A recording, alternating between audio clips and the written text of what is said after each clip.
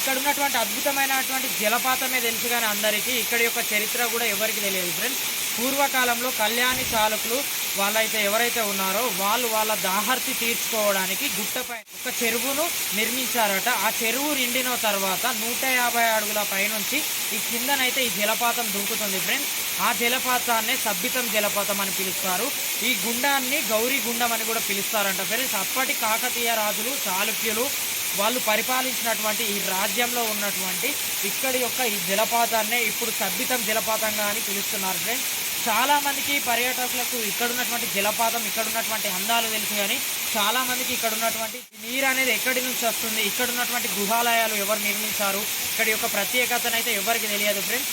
ఇలాంటి చరిత్ర కలిగినటువంటి ప్రదేశాన్ని చూపించడమే కాకుండా మనం ఇక్కడ ఉన్నటువంటి చరిత్రను చెప్పడానికైతే ఈరోజు వచ్చాం ఫ్రెండ్స్. అదేవిధంగా కూడా ఇక్కడ నుంచి 150 అడుగుల పైనుంచి దుంకుతున్నటువంటి జలపాతాన్ని మీరు కూడా చూడండి ఫ్రెండ్స్ ఏ విధంగా కనిపిస్తుందో.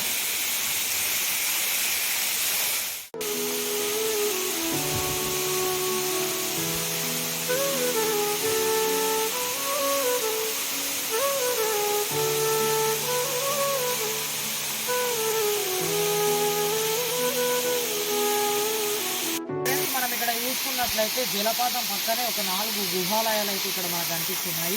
ఈ గుహాలయాల్లో మనకి ఏమున్నాయో ఒకసారి అయితే చూద్దాం రండి ఫ్రెండ్స్.